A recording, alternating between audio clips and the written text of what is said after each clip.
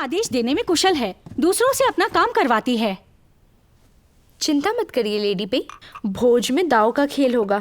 उन्होंने इससे पहले इसमें भाग नहीं लिया था, लेकिन इस बार वो आयोजित करेंगी, वो बच नहीं सकती। तुमने ठीक कहा, वो इसे समझ नहीं पाएगी। इस बार हम उस पर हंस सकते हैं। शिंजू, अभी हमें बहुत कुछ तैयार करना है। मिस्किन बहुत भाग्यशाली है, वो घायल हो गई और अब आराम कर रही है। वो बहुत ही समझदार है हम सब उपपत्नियों के बीच। मैंने उसका तिरस्कार किया और मैंने उसे चूंटी भी काटी।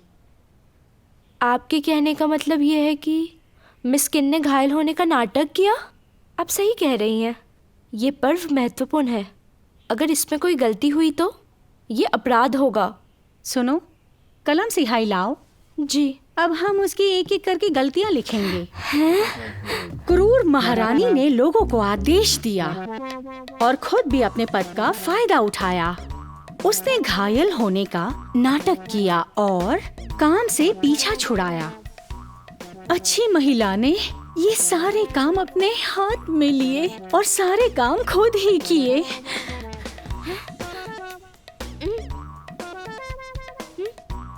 मूर्ख उपपत्नी बेकार है, लेकिन कुछ ना होने से तो कहीं बेहतर है। शिंजू, आप हमेशा मेरा मजाक उड़ाती हैं। जीवन से और जीवन से परे ये साहित्य की आवश्यकता है। मेरी कहानी में अच्छी महिला सिर्फ मैं ही हूँ। हो सकता है कि वो मूर्ख उपपत्नी आप ना हो। इसे गंभीरता से मत लेना। आप ठीक कह रही हैं। मेरे ख्याल से आपको इस बार दावत में अच्छा व्यवहार करना चाहिए और सबकी सहायता करनी चाहिए। शायद इससे राजमाता खुश हो जाए और आपकी स्थिति बदल जाए। तुम तो बहुत समझदार हो गई हो।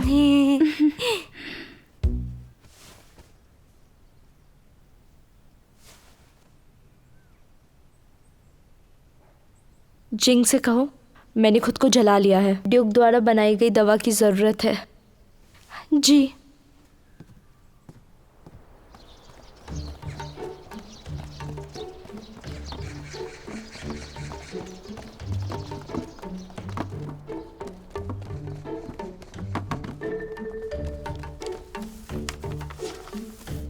इतने सारे भोजन बनाने की जरूरत नहीं, बस एक व्यंजन चुने और उसे अच्छे से बनाएं।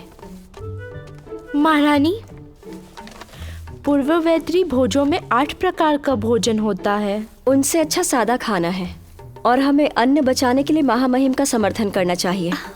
कहना आसान है पर करना मुश्किल। क्या आप जानती हैं कि रानी माँ को क्या खाना पसंद है? हुयायांग व्यंजन बनाइए। रानी माँ को उस तरह के खाने पसंद है। उसका स्वाद गृहनगर हुआयान के खाने जैसा है। बाओदाओ, रसोई घर में जाओ और याद रहे नदी की मछली का उपयोग करना, समुद्र की नहीं। जी महारानी। लगता है आप पेई परिवार को अच्छे से जानती है और महारानी माँ को खुश करना भी। माता पिता का ख्याल रखना मेरा फर्ज है। उनकी खुशी के लिए, उनके प्रति मेरे सम्मान की वजह से। भोज में व्यंजन महत्वपूर्ण नहीं होते हैं, ये तो दाशेंग की महिमा है। महारानी, मैंने कमरे की सफाई कर दी है।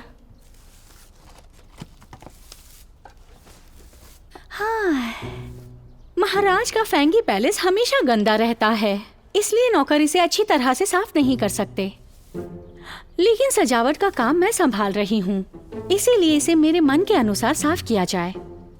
मेज और कुर्सियां यहुआ पैलेस में सभी बर्तनों की सफाई 5 बार की जाती है। समझी महारानी?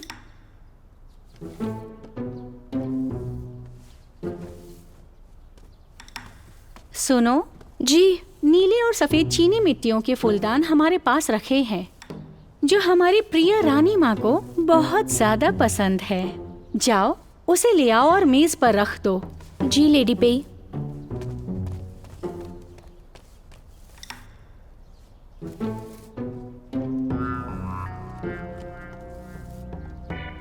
तुम मुझे ऐसे क्यों घूर रही हो लेडी पेई? महारानी जरा बताइए, आप भोज के लिए क्या पहनने वाली है? वही औपचारिक कपड़े पहनूंगी। मौसम कभी ठंडा कभी गर्म है और भोजन भी स्वादहीन और ताज़ा है।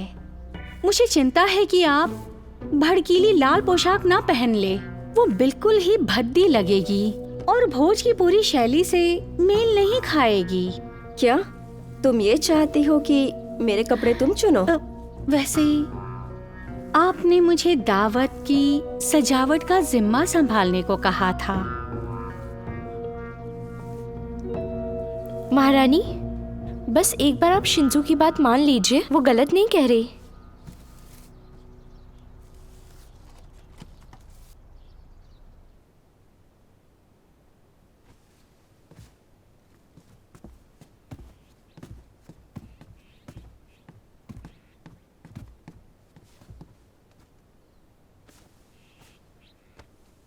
महारानी, आपकी कमर बहुत पतली है।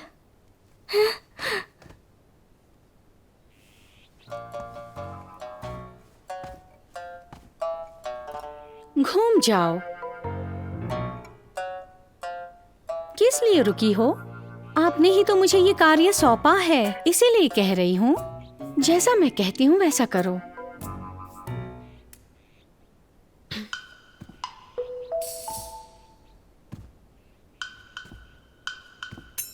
बदल दो।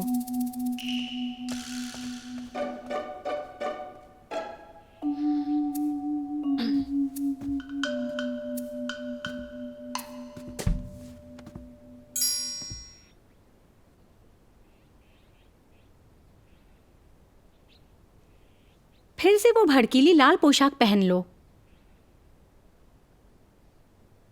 मेरी पत्नी। 担心这世界很多风雨，我给你一小片天心。这未来很多猜忌，我与你俩不离不弃。这辈子长短里太多不可及，爱恋始终如一。我的爱恋里面太多考验近在眼前，又犹豫不